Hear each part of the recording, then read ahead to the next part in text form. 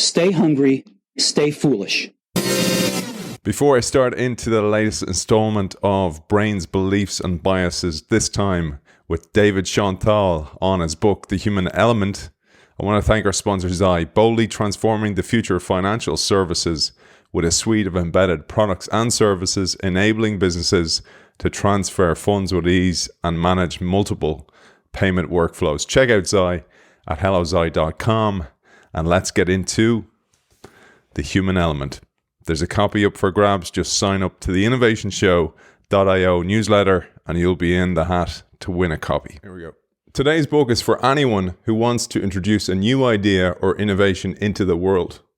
Most marketers, innovators, executives, activists, or anyone else in the business of creating change operate on a deep assumption.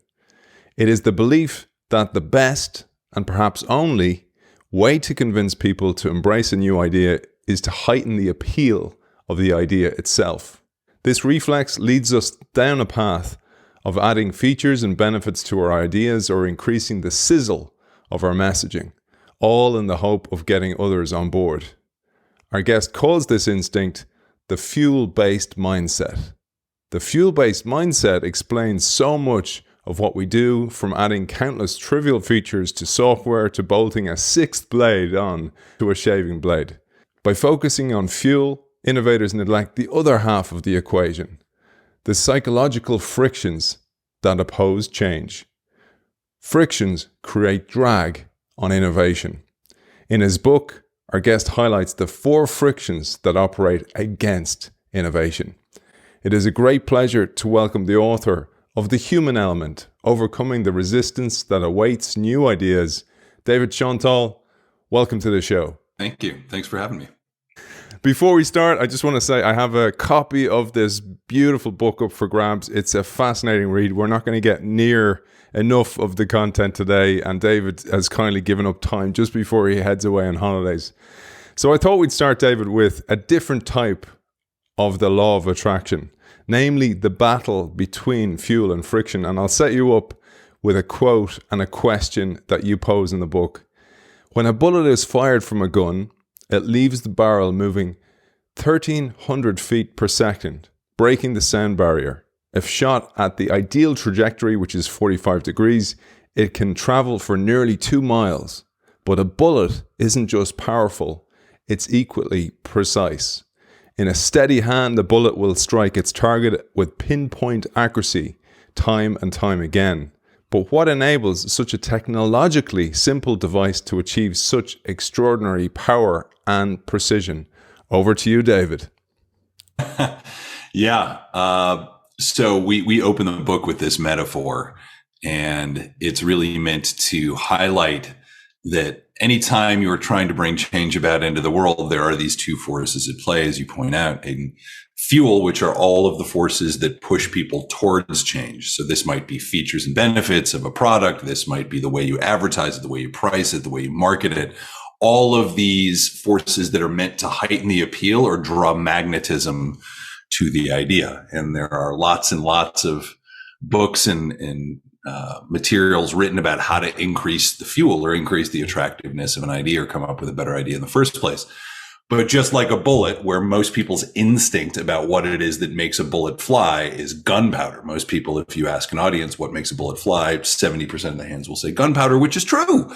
It's not a wrong answer. It's just only half of the answer. That's what propels a bullet forward, just like that's what fuel or marketing or advertising or product development does to make an idea more interesting. But on the other side are these forces that oppose change or oppose progress. And in the case of the bullet, it's forces like drag that push against the bullet. It's forces like gravity constantly trying to pull the bullet to the ground. And unless the bullet is able to overcome these forces working against it, it will be powerful, but it will never actually achieve its objective. Similarly, in innovation and entrepreneurship and in change creation, there is drag there too, except the drag, instead of gravity and wind resistance and other types of forces that are physically pushing against your idea, these are psychological forces, and we call these forces frictions. And in the book, we talk about the 4 frictions that are constantly working against your idea, from originating with the audience that you're trying to affect change with. And unless you're able to overcome these frictions, just like a bullet, your idea may be powerful, but it will never actually achieve its objective. It's so meaningful for the audience of this show, David, because so many are change makers, heads of innovation, etc. And we've all been there. We're all like kind of going, okay, I'll sell the idea better. I'll make it really, really appealing. But as you show throughout the book, and we'll get to later on, it is about focusing on the friction, and that's the difficult part, because it's not as sexy as focusing on the fuel. Well, true, right? I mean, if you're putting forward a new strategy in your organization, or you're trying to roll out a new initiative and people aren't saying yes and they're not getting on board, all of our instincts as human beings is, well, I'm probably not explaining it properly, or I haven't made it seem appealing enough. So let me rework it a little bit and reintroduce it, or maybe let me explain it differently or sell it differently. And we're constantly frustrated by the fact that even though we do that, people still don't get on board. And you're right. As human beings, it's our overwhelming bias to think that we are in control. So if they're not saying yes, surely we need to do something differently. And this book is really more about, no, the idea, hopefully it's good. I mean, we're assuming that you've got good ideas, but really the attention needs to be paid to the audience, not the idea. And how do we design not just the thing, but how do we design the introduction of that thing into its intended audience?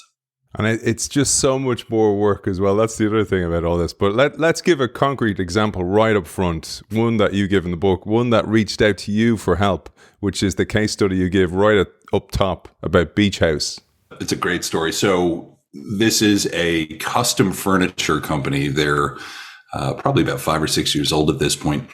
And their value proposition is that they can make custom furniture, so things like sofas, for 70% less than what custom furniture typically costs. Typically, custom-made furniture is very expensive and only available to very high-income individuals. The benefit, of course, of custom furniture is that you can design it exactly the way you want. Perfect size, perfect depth, perfect color, hardware, fabric. Every little bit of it can be designed to your specifications.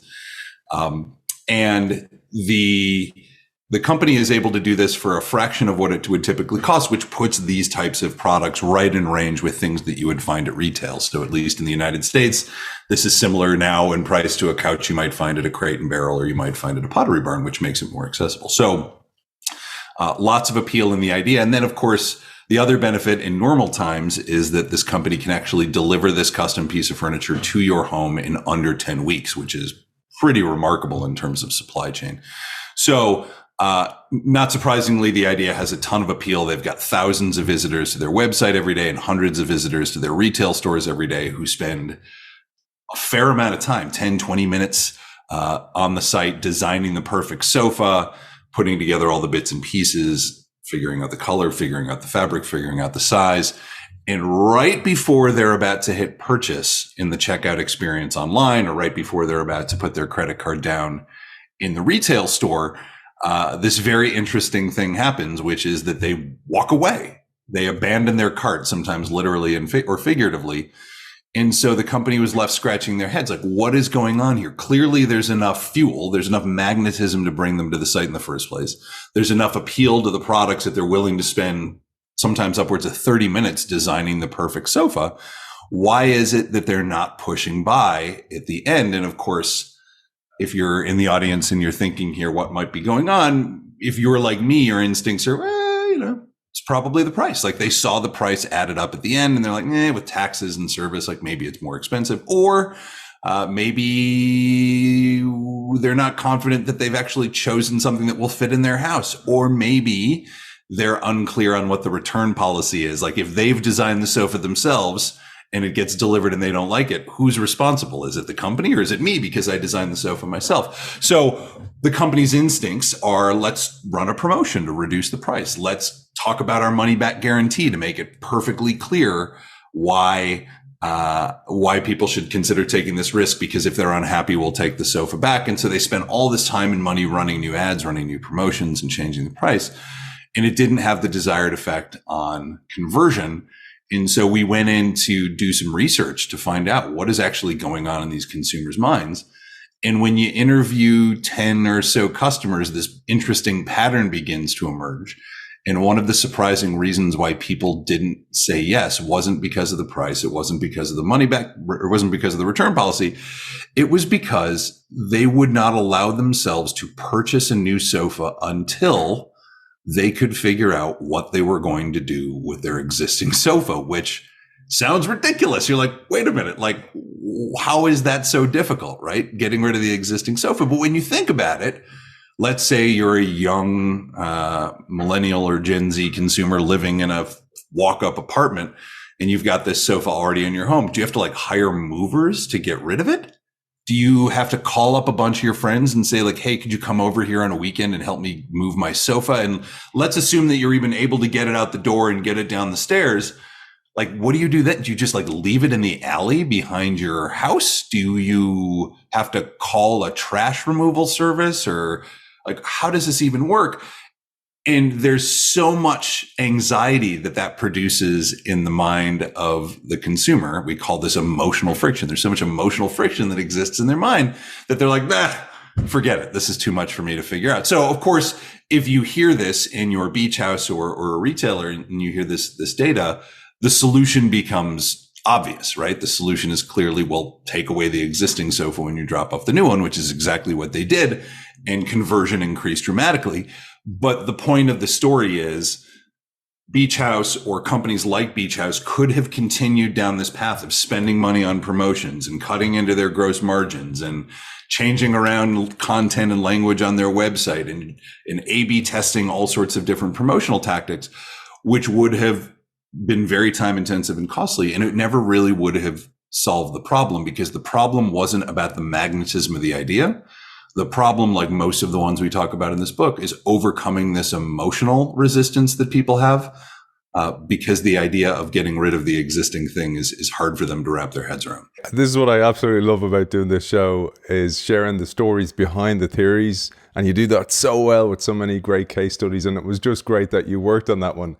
But I wanted to come back to the bullet idea and ask our audience to go, okay, you're a head of change, you're head of transformational change, or you're a CEO trying to get change in the company. Even with that fuel behind you, that you're the CEO, one of the things is we need more budget, we need more people, which is the fuel. And that's the natural thing. I need to get more people behind this. And then we get really frustrated when people don't buy into the idea.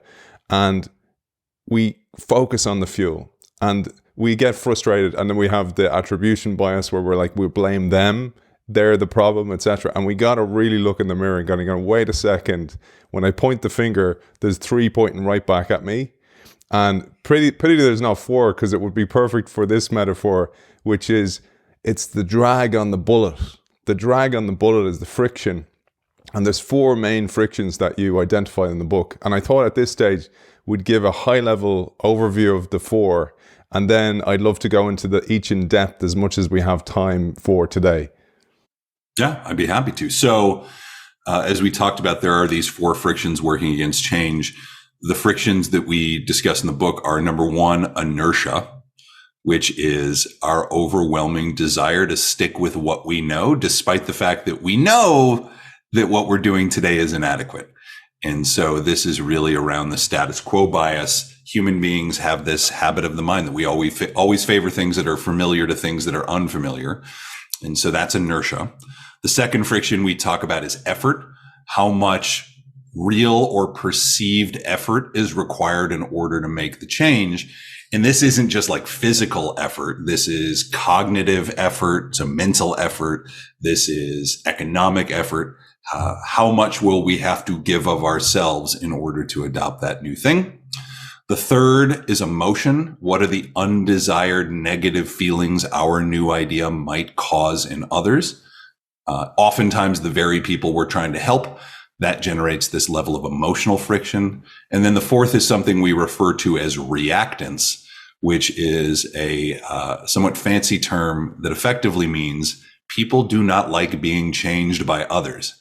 And the more we feel like somebody else's idea is being imposed on us, no matter how good the idea is, we will push back against that change with equal force, simply because we don't like the idea of somebody attempting to change us. you talk about thinking in fuel and the reasons a fuel-based mindset actually rules the world.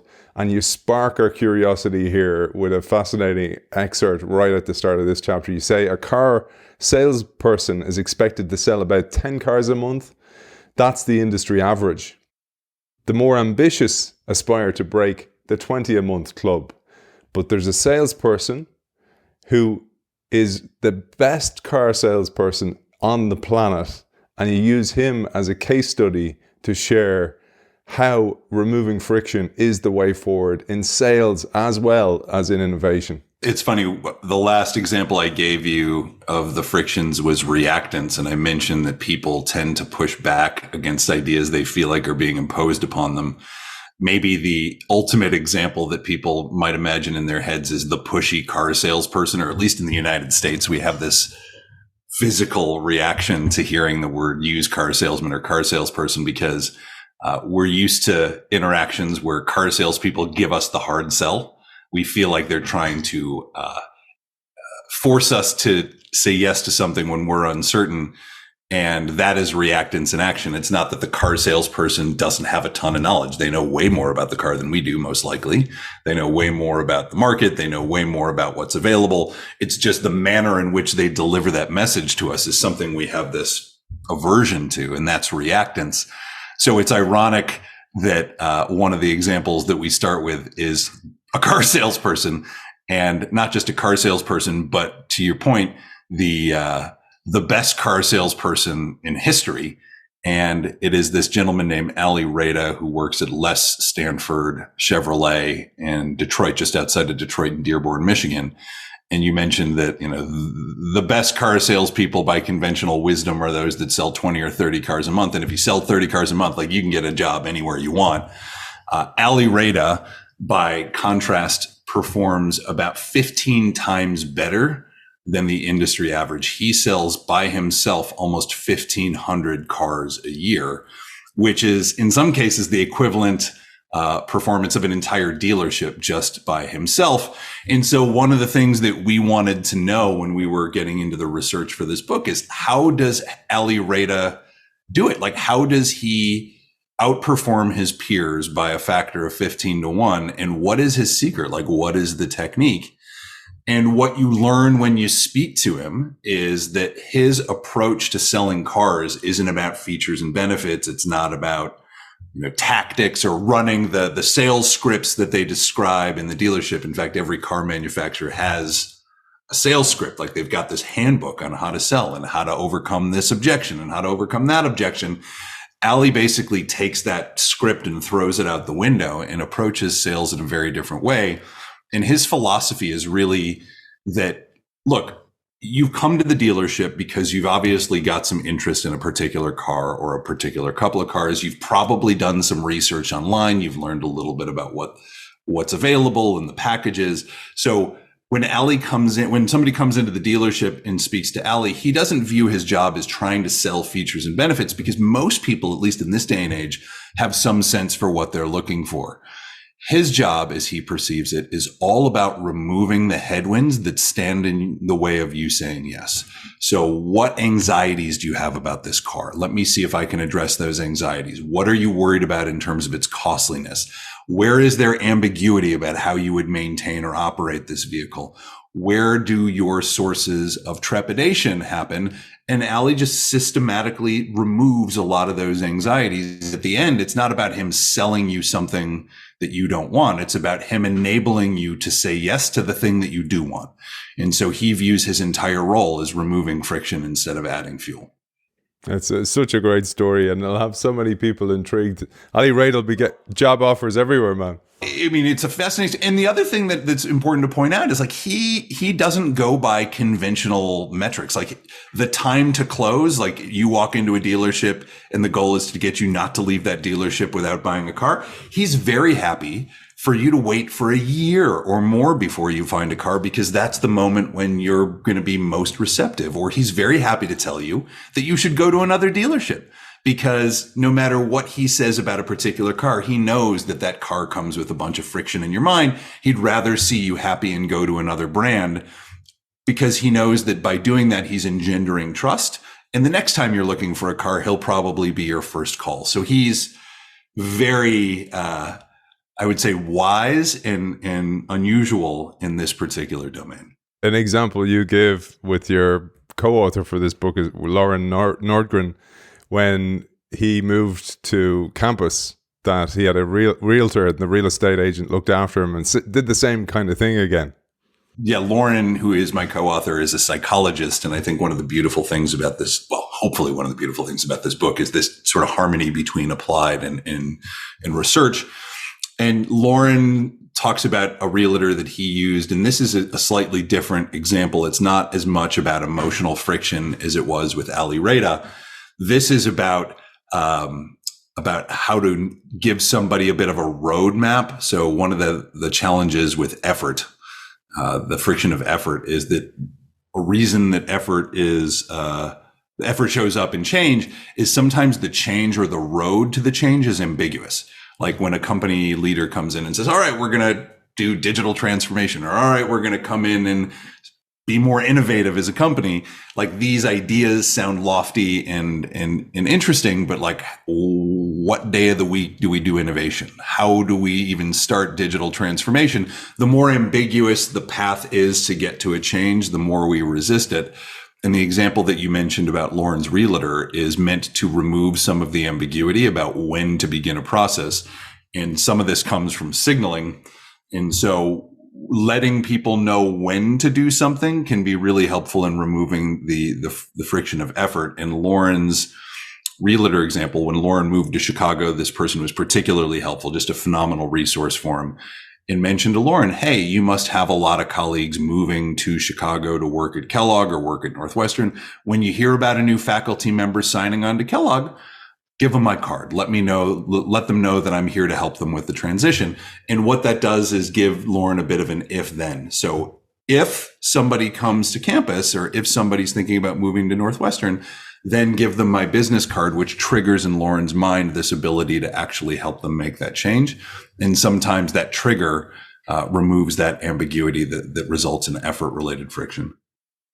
So speaking of fuel, right? So back to fuel. Sorry, I jumped ahead there because I was relating my two stories. I'll go wherever you want me to. Nice job as well. And you're right. It is the beautiful thing about it. It brings together the harmony of right and left hemispheres nicely in the book as well, adding to the human element. But I loved when you talked about, okay, so now you understand fuel. You understand that we see it. We used to see it as the optimistic thing. It's the way forward for innovation or change, for example.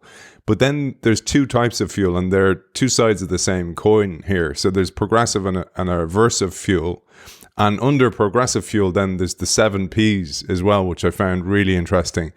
Again, which will speak to many CMOs, for example, chief marketing officers who listen to the show. This piece will resonate as well. Yeah, I mean, it's the sort of classic marketing mix. Originally, there were the 4 Ps that were popularized by my Kellogg colleague, Philip Kotler, who is this sort of scion of marketing goodness.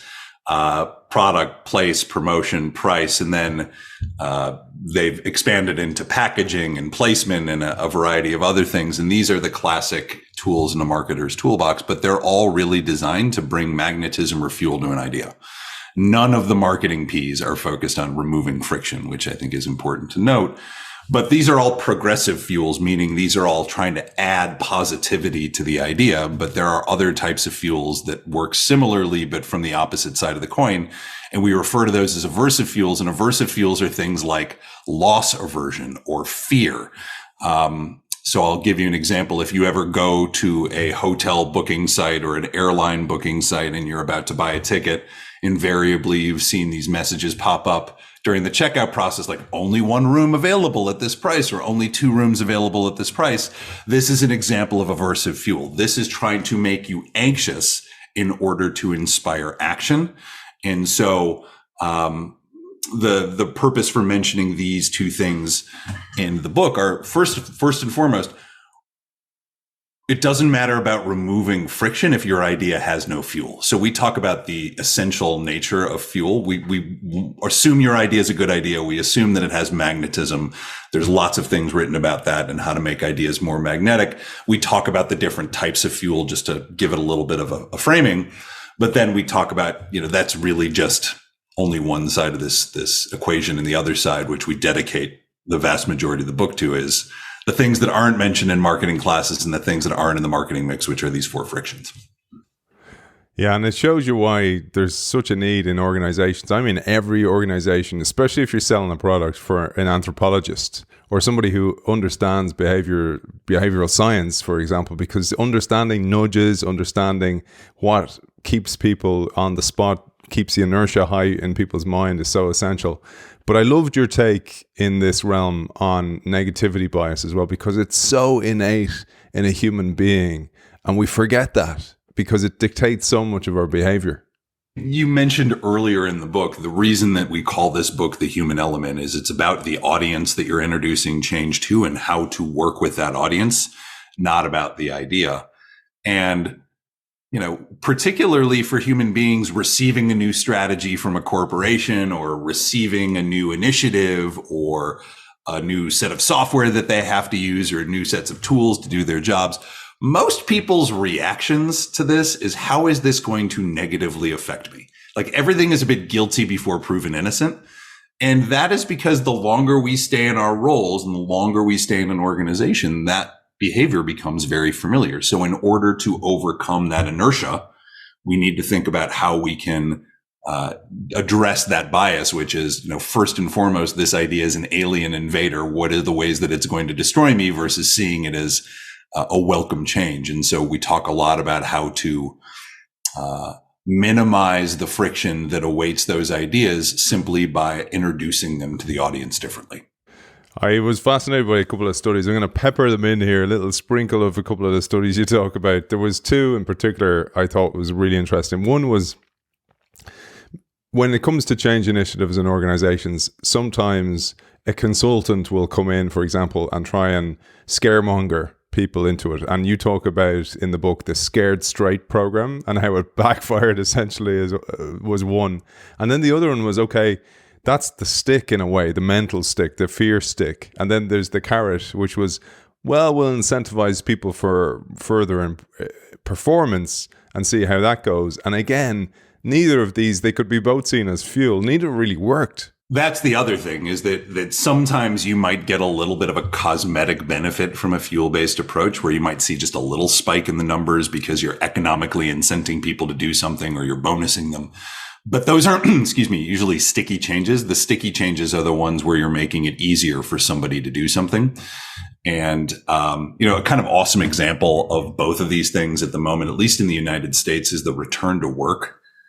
I don't know if you're experiencing this in Europe as much, but if you kind of go back in time to 2020, like rewind your mental clock to March 1st of 2020, and I were to ask all of you, all right, I'm going to give you 2 choices. One is you are you're able to work in your office or in wherever your normal place of business is, and you can work with your colleagues and interact with your colleagues in person, or you can work exclusively from your second bedroom or your kitchen counter and work at home only and remote only. Which would you prefer? Most people that I will poll with this question, like by a long shot, will raise their hand and say, I'd prefer option 1, please.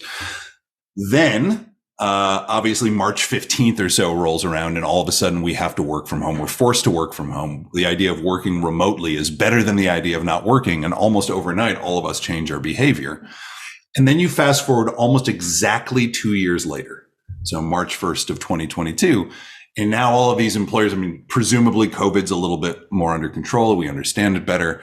And all of a sudden these offices are opening their doors back to employees and inviting them back into the office. And all of these employers are saying to their employees like, hey, remember that thing you said you wanted to do 2 years ago? We can do it. Like, everybody, come on back to the office. Like, come on, it's open again. And all of these employees are like, I don't know. I'm not so sure I want to do that. And so what are employers' reactions to this? Like, what do employers do? Some employers are being really aversive in the way that they choose to do this. So they're using fuel. Almost all of them are using fuel. Some of them, like Elon Musk, are using aversive fuel, which is come back to the office or you're fired, right? So that is motivating, but it's motivating in a negative way. And some people are like, okay, if you're going to be like that, I'm out. Because I don't agree to that philosophy. I don't agree to that style. Other employers are trying to heighten the appeal of coming back to the office. So they're doing things like paying for people's commute or bringing in free lunches and talking all about the cleaning policies of how they're going to sanitize surfaces. Or they're like, this is not a joke. I swear this is true. Putting soft serve ice cream machines in the cafeteria. And they're like, see, like, look at all of these amenities. And they're adding all of this fuel in the hope of like increasing the appeal of coming back into the office. But what they're failing to recognize, that might get somebody to come in the office one day, sort of like scared straight or incentives. Like that might catalyze an action in the short term, but that doesn't make the idea of coming back into the office longer term more appealing, because they're not solving the real problem. The real problem of why people aren't coming back into the office doesn't have to do with surface sanitation or commuting or the absence of ice cream. Like the real reason many people killer, man. The real reason many people are choosing not to come back into the office is in those 2 years that they have been working from home, in addition to losing something, which is the collegiality and interaction of working in the office, they've gained something that's even more important. And what people have gained in those 2 years is this sense of autonomy, right? I've now got control over my time. I can wake up a little later. I can have lunch with my kids. I can go to play baseball in the park with my kids after work. I can take the dog for a walk. I can take a little nap in the middle of the day. I'll get my work done, but I am fully in control of how I get my work done. And that is extremely appealing to people.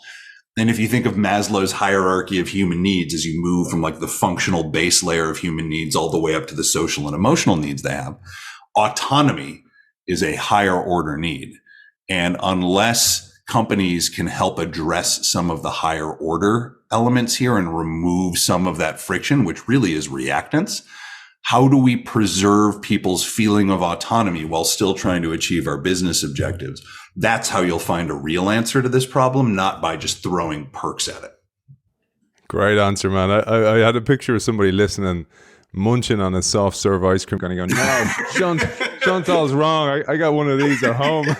Yeah, this is pretty sweet.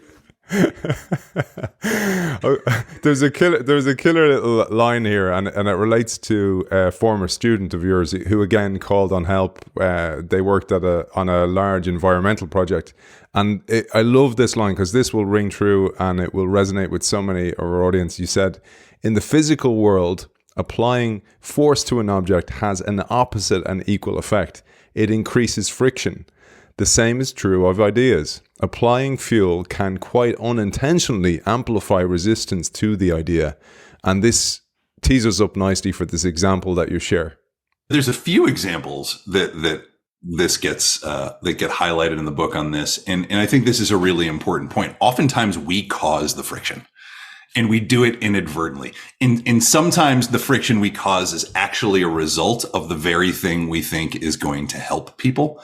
I think the best example, one of my favorite examples in the book, actually comes from history, which is the invention of cake mix. Yeah, I love that. I love that one, man. That's a brilliant one. Yeah, and this is, I think, is like the perfect encapsulation of this idea.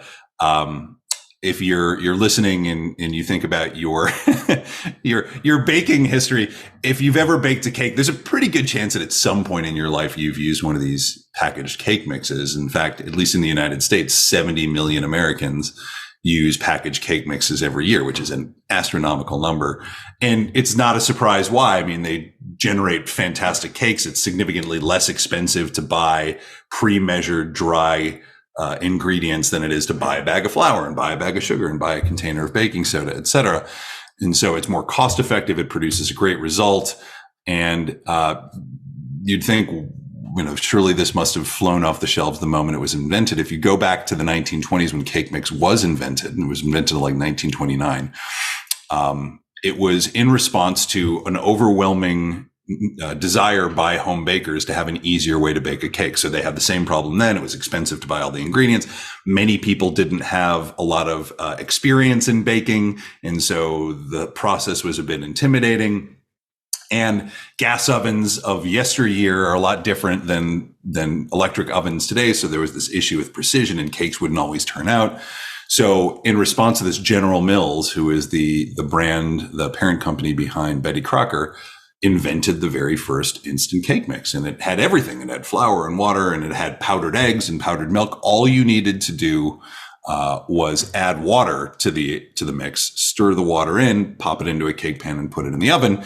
And it would produce a fantastic cake time after time after time. And in usability studies, people far preferred the Betty Crocker cake to the home-baked cakes. It was significantly more cost effective. So it delivered everything these customers said they wanted. And in kind of like classic product development patterns, like customer says they want this, you make this, and then you sort of wait for them to applaud your effort and have stuff fly off the shelves. But it would take another 25 years before cake mix would catch on. And when you look at the data, you're like, why on earth aren't people buying this? We're doing exactly what they're saying. It's delicious. It does everything they want, and they're not buying it. What could possibly be wrong? And it would take them about 15 years before they'd get fed up and actually start to seek an answer. And in order to find the answer, they recruited a guy who was a Viennese psychologist back in the 1940s. And if you're imagining what a Viennese, like Austrian psychologist from the 1940s looks like, have that image in your head. Like that is pretty much exactly what this guy Ernst Dichter looked like. And Ernst Dichter was a psychologist that studied in psychoanalysis in the same sort of school of thought as Sigmund Freud. And so they brought in Dichter, who is credited, by the way, with being the first researcher, rather than looking just at the functional needs of people, to think about the social and emotional needs of people inside of the purchasing process. So he was the first to really adopt behavioral interviewing techniques and psychographic interviewing techniques in market research. In fact, Dichter is credited with coining the term the focus group. So he's this is his jam. So he went in to do the research to find out what was going on. And after doing a bunch of interviews with users, what he realized was that in an attempt to remove effort from the process, to make it super easy for people to bake a cake, Betty Crocker had inadvertently made the process of baking a cake too easy, which is like, what? Like, what do you mean too easy? Well, when you think about it, why do you bake a cake? Why do you hire a cake? And most people bake a cake because they want to express really thoughtful sentiment for another person. Either they want to, it's a birthday or an anniversary or something, they want to show care. And the effort that we put into making the cake is actually part of the emotional benefit we get as the giver of the cake. The effort is actually part of what makes it precious. And so by putting in all powdered ingredients and only having people add water, they almost removed that little bit of effort that makes it feel like their cake. Like, if I only add water and pop it in the oven, did I make this cake, or is this like a store-bought cake? You know, like, where does the line get drawn between how much effort I need to put in to make it mine? So they'd inadvertently made it too easy. And so people weren't buying. It's almost like the equivalent, Aidan, if I invited you over to my house for dinner, I'm saying like, hey, Aidan, and all your listeners, come over. I'm going to cook you this homemade gourmet meal. And you pop into the kitchen and you see me like microwaving a bunch of lean cuisines or other types of like that. I have to imagine is a little bit what the feeling that home bakers had. So what did Dichter recommend they do? Not surprisingly, he suggested that they wind up introducing a little bit of friction back into the experience in order to get people to feel like the cake is really theirs. And for reasons, some of which are deeply psychological and Freudian, the ingredient that he recommended that Betty Crocker introduced back into the process is fresh eggs. Have all these other powdered ingredients, but have home bakers crack 2 fresh eggs and pop them into the mix, stir. And that was just enough effort and just enough of a fresh ingredient for people to feel like the cake was theirs.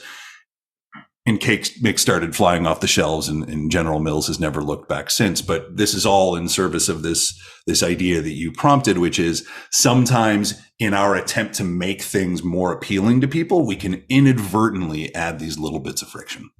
Yeah, that one was a brilliant one. I was funny, man. I was reading the book, sitting beside my missus in bed, my wife in bed, and I was reading that bit, and I was like, kind of going, It reminds me of one of our first dates. The first date, you know, that first date when she invites you over to eat at her house, and she was going to cook, and she cooked pad thai, which is, you know, a beautiful meal. And I'd never had pad thai before, and I was like, this is beautiful. What are those noodles? How did you make them? And she was really scarce with her answers. And then eventually she blurted out she bought it in a takeaway and just heated it up and dropped it on the plate. And I was like, it's okay. It's okay. It happens global companies all the time. But the thing I thought about actually when you were saying is, you know about this because actually you've worked with so many of these innovators, or they've reached out to you, former students have reached out to you afterwards, is that oftentimes the organization, the leadership suite, the C-suite, the executive boardroom will go, you know what, we'll take care of strategy. We'll come up with the vision for the company and we'll just get everybody to execute on it. And I thought, well, that's a nice analogy for what happens there, because it's just like that in that you need some friction, which is at least try and get people's involvement. Let them feel part of it, of the cake that we're going to bake, which is the new organizational vision. You touch on a really important point, which is in larger organizations in particular, senior leadership tends to design the strategy and then they bring that strategy to the larger organization to implement. And while the leadership may have been thinking about this strategy for months, sometimes longer, like several rounds of iterations, several rounds of discussion, maybe bringing in the consultants to come up with the 2x2, whatever it is. Like the leadership team has spent a lot of time thinking about what the strategy ought to be. So that unfamiliar change has become familiar to them because they've spent a lot of time thinking about it. But one of the challenges, particularly when it comes to inertia related friction, is when that message is dropped on the broader organization, even though the leadership team has spent months getting used to it, that organization is hearing it for the first time. And going back to this negativity bias, people's first reaction to any new strategy is, look, you know, there's some way that this is going to cause a problem for me. I just don't know what it is. So I'm going to be real anxious about it. And one of the simple remedies for this friction of inertia is give people time to warm up to a new idea. So begin to drip irrigate them with small messages about the change. Give them a little bit of a time to get on board with it. Don't ask them to say yes or no the first time they hear about something.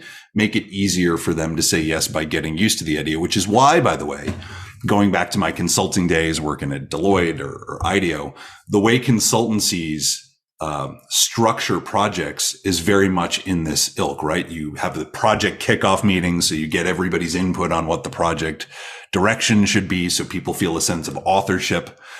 Then you have like a mid-project check-in meeting where you show people what progress you're making and you get their feedback and their input, so you're showing them the direction things are headed in. And then you have some sort of a final meeting where you reveal the strategy. But typically what you're revealing in the final meeting is some iteration of what you'd shared in the midpoint meeting that calls back to some of the inputs from the first meeting. So by structuring projects in this way, you're slowly getting people used to the change that you're planning on introducing, which is why organizations are more receptive at the end. But if I go behind a curtain and then come out with a strategy for the first time at the end of the project, you're like, whoa, like, hold up. How did you get here? So this stuff shows up. We don't necessarily know what we're seeing when we look at this, but these types of approaches to change are all about removing this one specific friction of inertia.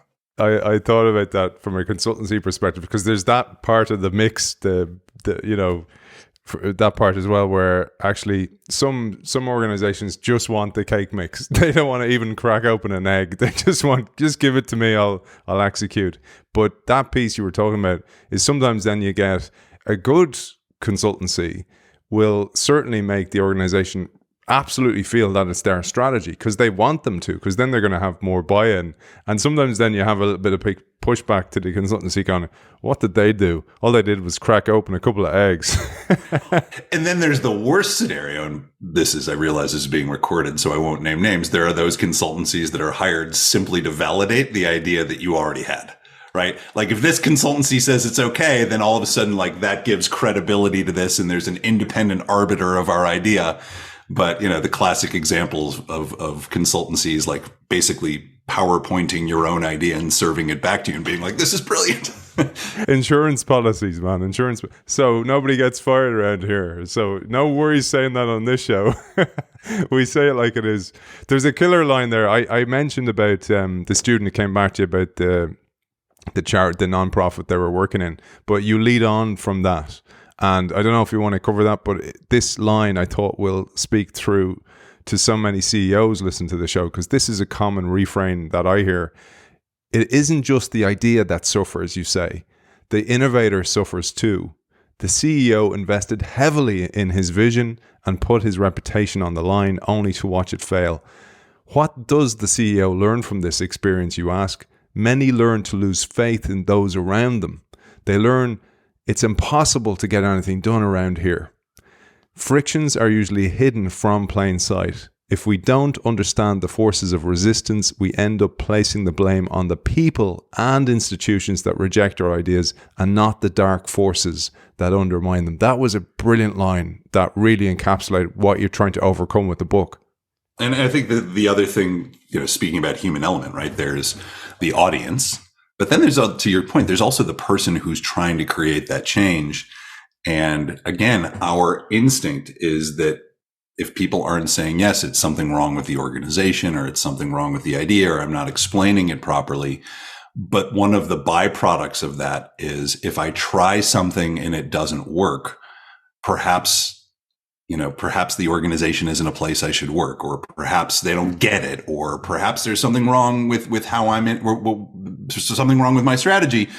And again, we can get false negatives and false positives by only focusing on the fuel side of things. I think one of our hopes with everybody who reads this book, sort of like the Matrix, like once you see the 4 frictions, hopefully it's impossible to unsee them, because once you know that they're there, in addition to any other part of a project plan where you're thinking about, and I know you've had Alex Osterwalder on the program, and, you know, for example, if you use his business model canvas at the beginning of a project, typically what Alex will suggest you do is hypothesize about what you think the different elements of the business model are before you begin an initiative. And then as you learn, update those assumptions and either remove them or change them or validate them. We suggest doing the same thing with what we call a friction map. And a friction map, which is introduced in the book, and you can download it from the book's website for free, is this worksheet where at the beginning of a project, you and your teammates sit down and say, all right, where do we think that there's going to be some inertia here? And the question we really ask people is, how much of a departure from the status quo is this new idea? The greater the departure from the status quo, the greater the amount of inertia. And we have people sort of forecast or hypothesize where the inertia will exist and with whom. Then we do the same thing with effort. How much physical effort do we think people will perceive, or cognitive effort, or how much ambiguity is there to this change? The more of that, the higher the source of effort related friction. Who do we think will be affected there? What is the magnitude of that? What do we hypothesize on that? Emotion, what might our idea cause? What negative feelings might our ideas cause in others? Either the people that are our champions inside of the organization, or people that they try to bring the idea to, because don't forget, particularly in B2B, it's not just the initial recipient. It's also all of those people inside of an organization that person needs to convince. Where might some emotional friction come in there? And like, where do we forecast for that? And similarly, reactants, do we think anybody might feel like we are trying to impose change upon them? Who might those people be and why? And then as we proceed through a project, or we proceed through a change initiative or a venture build, we update those assumptions based on what we learn, and we come up with remedies to address them. Because what we also know is that frictions are far easier to address when they're forecasted and mitigated than when they pop up after the fact. Fixing something that has manifested is always harder than trying to forecast it in advance. So going back to your example about change makers, one of our recommendations is everybody who's introducing a new idea, think through these frictions in advance, because addressing them up front will always be more effective and more efficient than remedying them when they present. So to close this concept of fuel thinking, which is the opening part of the book, I love this line as a segue to the rest of the book. You say, we focus our attention on adding gunpowder instead of reducing drag. The limitations of fuel call for a new approach to innovation. It demands that we stop thinking in fuel. And the rest of the book explores this new way of thinking. So lovely segue to jump into why we stick to what we know. This is the whole section about inertia, and then how do we overcome inertia? We touched on some of this, but we'll do a little deep dive here because this is the starting point. So yes, as a reminder, inertia is, as you point out, Aidan, our overwhelming desire to stick with things that are familiar to us. And for all of the folks in the audience who are, you're all focused on innovation in some respect or another. You're all about creating change. You're all about bringing new things to the world or new things to the organization. And you start to notice this tension. The very thing that we are doing to create change triggers this very powerful friction. Any new idea by definition is going to have some degree of unfamiliarity to it. And our overwhelming instinct as innovators or entrepreneurs is to highlight the newness of our thing.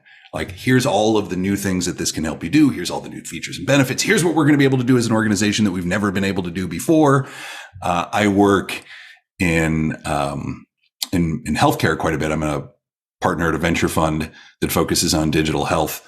And, once every couple weeks, I'll have an entrepreneur meet with me and my colleagues and introduce some sort of new technology to help physicians or administrators in hospitals or clinics manage their patient populations better manage their workflow or clinical decision support or something to help doctors and nurses practice medicine better. And they'll introduce this whizzy piece of technology, which clearly will do a lot of good if it's implemented. And they'll usually ask some version of the question, like, this is really cool. What is it going to take for this to be adopted into the clinic? And the answer is almost always some version of, well, it's going to take doctors and nurses completely changing the way they practice medicine. I'm like, okay. And in what parallel universe do you think somebody who's been doing something a certain way for 25 or 30 years is going to all of a sudden change their behavior because you show up with this new tool that, granted, if it's successful, will give them all sorts of benefit. But like, asking them to make that change is really, really, really difficult. So one of the remedies, we talk about several remedies to overcome this familiarity bias or this status quo bias we call inertia. One of the remedies, which is sort of counterintuitive for most innovators, is rather than talk about how new and interesting your thing is, how instead might you make your new idea feel more familiar? How might you, in design, we use this term, meeting people where they are. And I think sometimes people in the world of design and innovation hear that phrase and they think, oh, that literally means being in the field, meeting people in their homes, meeting people at the moment they need us. True, but it's more of a philosophical principle, which is this idea of don't expect people to change the way they live and work in order to adopt your thing. Adjust the design of your thing or the introduction of your thing to more neatly fit into the way that people choose to live and work. And so one of the principles here is make an unfamiliar idea feel more familiar. And we talk about this with a few examples, but this can be as simple as, the naming of certain features that feel different. For one of the classic examples we talk about in the book, I'm sure people are familiar with, is the introduction of the Mac. Back in the 1980s, when Steve Jobs and Steve Wozniak were trying to introduce the Mac computer into the world, their goal was to try to get personal computers into the home of more people. At the time, the state of the art were things like IBM PCs or others that had DOS-based interfaces. And I don't know how many of your audience are old enough to remember a DOS-based interface. Yeah. It was basically like you needed to speak to your computer in code in order to get it to do anything remotely useful. And it was these horrific, like black and green screens. And Jobs and Wozniak knew that in order to grow the size of the market, to get more people thinking about having a personal computer in their home, they had kind of two assumptions they were going to base it on. Number one, we assume that more people will learn the language of computing, and therefore more people will get comfortable with DOS, and we can produce a DOS-based computer. Or we can change the way computer interfaces work to make them feel more familiar to people that don't have conversancy in computing language. And so it's not an accident that the first graphical user interface was introduced by Apple Computer, and graphical user interfaces are how your computers look now, which is you don't need to speak to it in code. It actually looks user friendly. And there's some design elements that I don't know that people recognize that are really important. Like to this day, at the time and still to this day, the home screen of a Mac computer is called a desktop. Because when people do work in the analog world, they do it at a desktop. So why do we change it to why should we call it a home screen? Let's call it a desktop. Let's make it more familiar to people. It's no surprise that you create on that Mac desktop documents, literally quote unquote documents, and you store your documents in folders. And when you're done with that document, you literally crumple it up. You don't delete it because delete is a computer term. You crumple it up and you drag it into the trash. So they've designed the interface to feel familiar because it works the way the rest of your world works. And oftentimes when I'm in class at Kellogg and I talk about familiarity in particular, I'll usually hold up my phone and I'll say, how many of you in the audience have ever seen a 2-year-old use an iPhone? And half the hands in the room will go up, and I'll say, does it blow your mind? And they all say, yeah, like blows your mind. And I'll say, like, for example, like they go into your pictures. What do they start doing when they go into the pictures? And people will start doing this with their fingers. And I'll ask the group, how do they know how to do this? Like, how do they know how to do that? And most people will say, well, they see you do it, and or trial and error. And oftentimes someone will say, oh, because it's intuitive. And I'll say, well, hold up. Like intuitive is actually an output of good design. It's intuitive because of something. It's not an input. And eventually what you get to is that the reason that it's easy for kids to know how to use an iPhone from the moment they pick it up is it works the way the rest of your world works. When you're a child and you sit on your parent's lap and you want to turn the pages of a book, this is how you turn the pages of a book. Or you want to move something in the analog world from one place to another, you put your hand on it and you drag it. And so in an effort to get more people interested in computing, or more people interested in iPhones, or more people interested in iPads, Apple does a phenomenal job of designing products and services to work the way we want them to, because they're designing it based on how we currently live versus how they want us to live in the future. And so Apple is masterful at practicing this philosophy of meeting people where they are, taking unfamiliar ideas and making them feel more familiar. And in that chapter, you talk about the power of analogies, which is essentially what this was. But I thought of you, for example, in the VC, and people come in to pitch to you.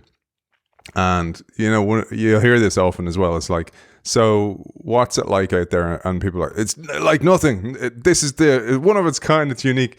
And actually, that's not quite a great idea, because you want it to be able to at least describe it and say it's like something else. It's important for everybody to be able to grasp the concept. I mean, I could talk all day about this. In fact, I'm writing a piece for Inc. on this particular topic right now.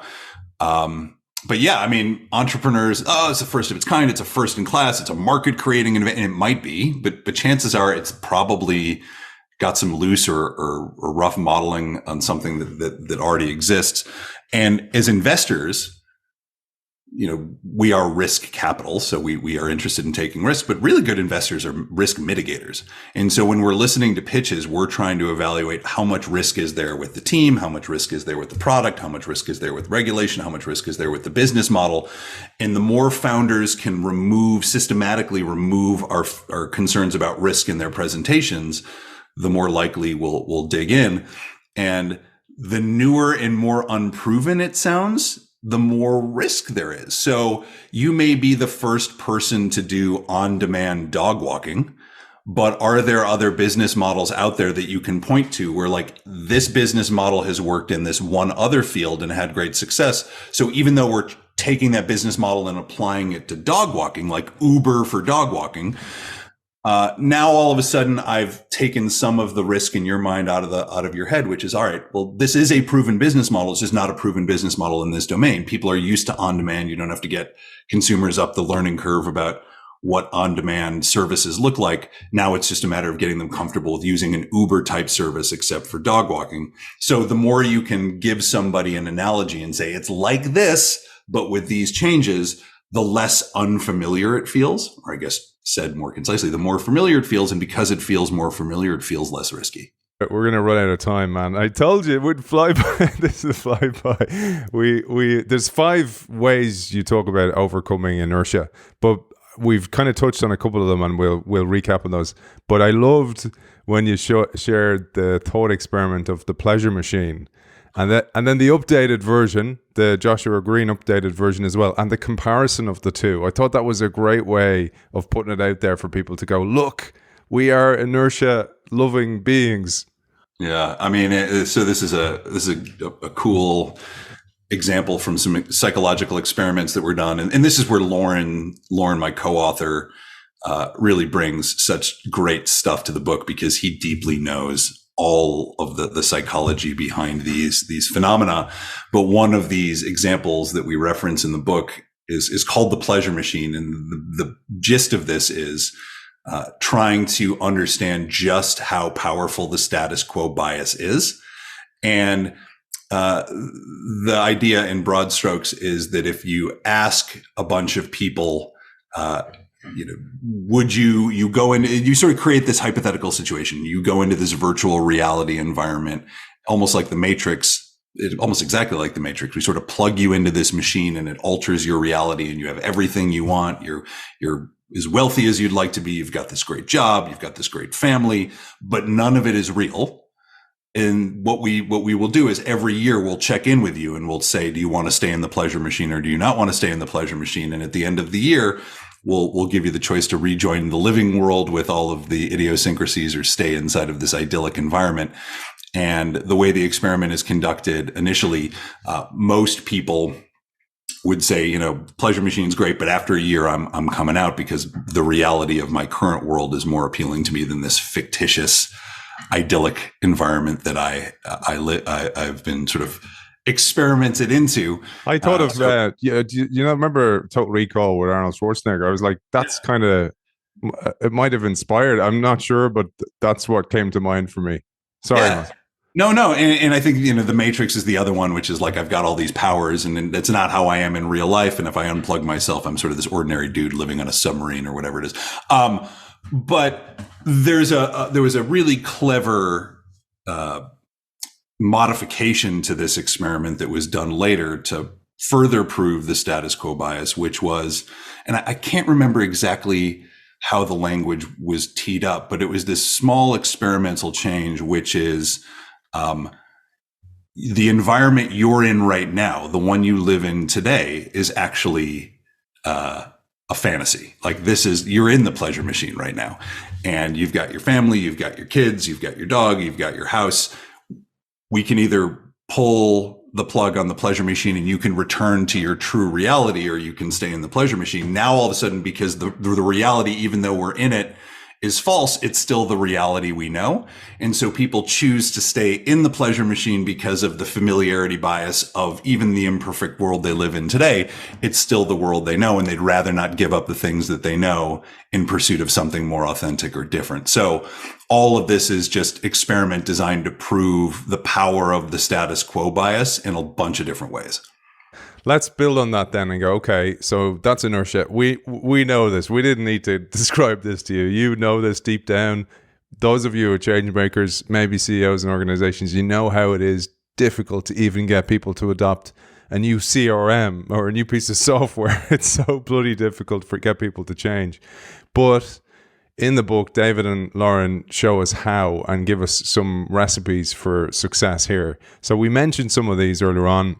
Repetition, start small, find a familiar face, make it prototypical, and use analogies. So we've kind of covered use analogies. We've kind of covered repetition and start small. How about find a familiar face and make it prototypical? So find a familiar, sometimes a new idea. Again, people tend to favor things they know versus things they don't.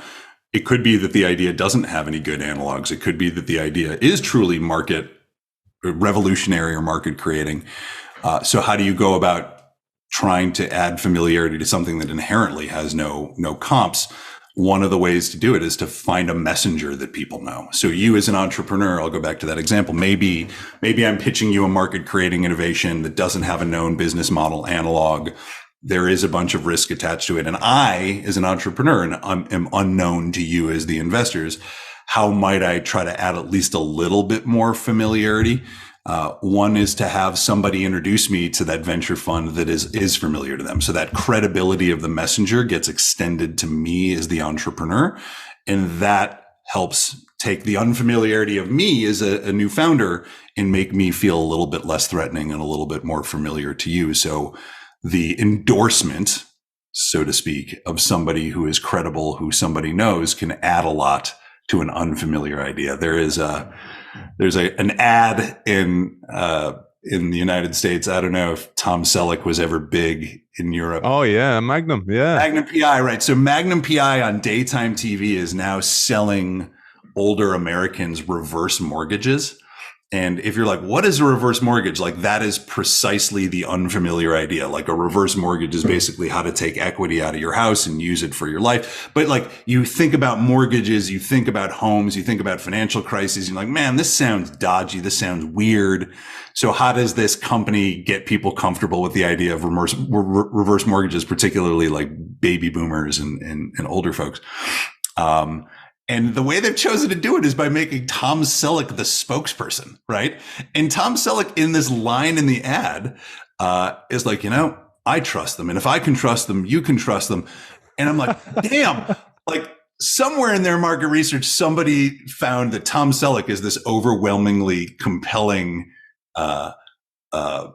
endorser of ideas. Like, if Tom Selleck says it's cool, it must be cool. And so this is all in an attempt through a familiar face to make an unfamiliar idea more comfortable. In the States in particular, the mere exposure effect, maybe you'll unpack that, because that's why often a lot of the presidents who end up as presidents are presidents. Well, the mere exposure, the exposure effect is the more we see something, the more familiar it becomes. And again, this kind of goes back to what we were talking about before about introducing new innovation strategies or new strategies to a company. Like, the first time I see it, it's unfamiliar. The second time I see it, it's still unfamiliar, but less unfamiliar. The third time, I'm like, okay, I've heard about this before. The fourth time. And if you can sort of drip irrigate people with the nuggets of new ideas, by the time you're asking them to say yes, typically they're more inclined to say yes. And one of the analogies we use in the book is like the first time you try beer or coffee. Like, the first time most people try beer, they're like, ugh, I don't really like this. Second time you try, you're like, maybe not so good. The third time, like, the more you drink coffee or the more you drink a beer, the familiarity, the exposure increases its appeal. And it's also true of an idea. Like, if you're asking somebody, if your idea is a beer or like a strong coffee, and you're asking people, like, do you want to be a coffee drinker for the rest of your life after the first time they try it? They're probably like, nope, I definitely do not want to commit to drinking coffee for the rest of my life. But the more they get used to it, the more open they are to that idea. And the same is true of innovation. Damn you, George Clooney, on your Nespresso. Yeah, right. There you go. I was thinking about I was thinking about Selleck of the espresso world. Yeah, exactly. Yeah, but the whole idea of influencer marketing, sports players endorsing stuff, all that stuff, it's all in there. One of the great ones you talked about, though, to use this to your advantage as an innovator, you mentioned. So we talked about Ali Reda earlier on. But he was, even though, talk about not being satisfied with what he had, he's like, where I'm a little bit low, it's with the Hispanic market. I need some help there. And he used the power of this effect to actually, or even bump up his sales again. Yeah. So in Dearborn, there is a pretty diverse population of ethnicities. There's Persian and Middle Eastern and European, and then there's also a pretty sizable Latinx community in Dearborn. And one of the things that helps Ali become successful is he's a pretty known person in Dearborn. And this is also to, the exposure effect. He shows up to community events. He shows up to all sorts of different stuff in and around Dearborn. So people know his face, and that makes him more trustworthy.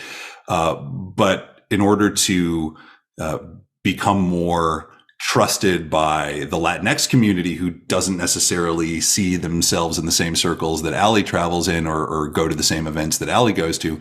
He wound up hiring somebody that he trained as his protege, a guy, I believe his name is Carlos. He hired him to, he taught him everything he knew about selling, employed him at the same dealership under Ali, and Carlos's primary customer segment are the Latinx community that he's super familiar in and super familiar with. And he's become very successful focusing on that particular community because he knows a lot about cultural norms. He knows a lot about some of the headwinds that exist in some of those families.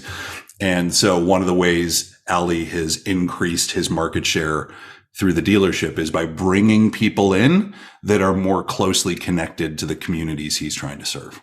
Absolutely brilliant. And because again, selling your idea, if the salesperson of the idea is not the right person, your idea is never going to succeed, which is a very important point, and sometimes hard to fathom or to swallow, a bitter pill to swallow for the innovator.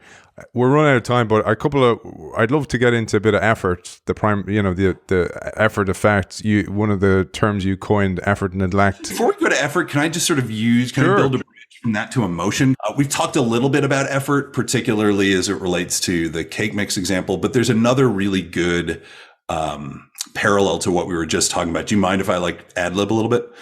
Cool. So one other really neat story we tell in this book, in the chapter on emotion, just like people want messengers that have some familiarity, people want to interact with people that feel more comfortable to them. It's also important to include your audience in the process of design when you are designing something new. It's not just about creating a brilliant thing and then putting it in the hands of a familiar messenger and then hoping that it sells. Sometimes you want to be really thoughtful. Always you want to be really thoughtful in the design of the idea to make sure that it is being respectful of not just the functional needs people have, but the social and emotional needs they have. And I worked for a long time at IDEO, which is a design and innovation consultancy. Fantastic firm with a great history. One of the challenges that I think IDEO has had historically is that most of the people that work at IDEO tend to be relatively young. It's design and innovation is a bit of a young, or at least the perception is it's a little bit of a young person's game. And yet IDEO is attempting to build products and services for all types of people of all ages. And not surprisingly, there is a huge need to create more interesting products and services for elders, for people who are aging, either keeping them in the workforce longer or helping them age more comfortably, or healthcare, whatever it might be. And so here we have a company that has a lot of designers in their 30s designing for people who are in their 80s and 90s. How do you bridge that gap, right? How do you help make these ideas feel more appropriate for meeting these individuals where they are? And there's this fantastic story in the book about the background of this. But one of the things we highlight is one of the people we highlight is a woman named Barbara Beskind. And Barbara joined IDEO at age 90. And the story of how she got to IDEO is pretty cool. But she joined IDEO at age 90. She would show up to the Palo Alto studio a couple days a week and work on project teams. She has a background in organizational design. Would show up to sit with project teams that are working on projects for aging, not just to help those project teams think about the design of an idea or how to make buttons easier to use for people with arthritic hands or things easier to see for people that have macular degeneration, but also to help the team understand how that idea is likely to be perceived by its intended audience. And there are countless examples of Barbara flagging for these project teams what they think is a really good idea is being something that will cause a lot of emotional friction in the market. One example is a team was doing some work for an assisted living company and trying to create a more a better experience for people in assisted living, and how might we make this feel more aspirational instead of feeling like more of a negative experience. And one of the analogs they looked to think about how to make this experience better were things like all-inclusive resorts and cruise lines. So all-inclusive resorts, you pay an activity fee and then you have unlimited access to all of the activities. You don't have to worry about deciding, should I do this or do that? Do I have to take out my checkbook? everything is included. And so maybe one way to make the assisted living experience feel better is to design it in such a way where when people show up to an assisted living facility, they pay this upfront activity fee of like $3,500 or $4,000. And then for the whole year, they don't have to worry about, one-offs or making decisions about what to do. Wouldn't that be great? And they brought this idea to Barbara and they said, hey, Barbara, we got this fantastic idea. People will pay this upfront activity fee and then they can do anything they want and not have to worry about it. And Barbara's like, that is the most insulting idea I've ever heard. And the team's like, what? Like, how is that insulting? And what Barbara was able to shed light on for them is, well, think about everything that had to happen in somebody's life to get them to an assisted living facility in the first place. Their life has been this steady stream of losses, right? They've lost their income, likely. They may have lost a partner. They've probably lost some vision. They've lost some mobility, maybe all of their mobility. They've lost like security in their independence. And now they're going up to an assisted living facility. And now upon their arrival, you want them to part with an additional $4,000 of their very limited resources. Like, what are you thinking? And all of a sudden the team's like, holy, like, fill in the blank. Like, we never would have thought about it. And of course they wouldn't have, because they don't have that experience. They don't have that lived experience. So one of the things that is really beneficial about having someone like Barbara on the team, or whoever your Barbara is representing the customers or the organizational stakeholders that you're trying to serve, is not only can they help figure out functional needs that people have, but they can also help you predict where emotional friction is lurking. Because if you're not careful, you will inadvertently, like the cake mix, or inadvertently like the assisted living facility, you'll inadvertently cause friction when you think you're actually helping people. There is really so much more. I mentioned I have a copy up for grabs. Just sign up to the innovationshow.io newsletter to be in with a chance to win this brilliant book. I absolutely loved it. David, for people who want to find you, you mentioned, for example, you keynote a lot, a couple of the keynotes in there, the Davos for procurement. Let's leave our audience to find out. Those people who get a copy of the book, you'll find out what that's about. But where can people find you for that work and indeed your consultancy work? So sure, thank you. You can find me, davidschonthal.com, SCHONTHAL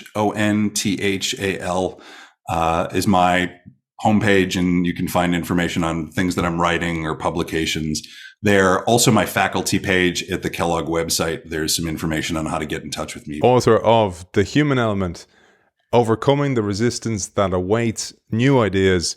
David Schonthal, thank you for joining us. It is always clear to me when somebody spends time in the material and does their research, and that's really meaningful for me.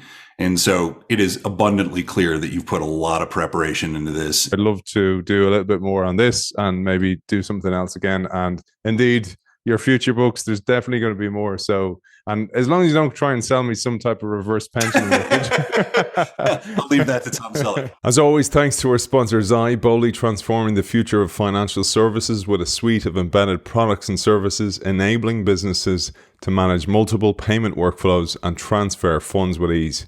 Check out Xi at helloxi.com, and I'll see you very soon.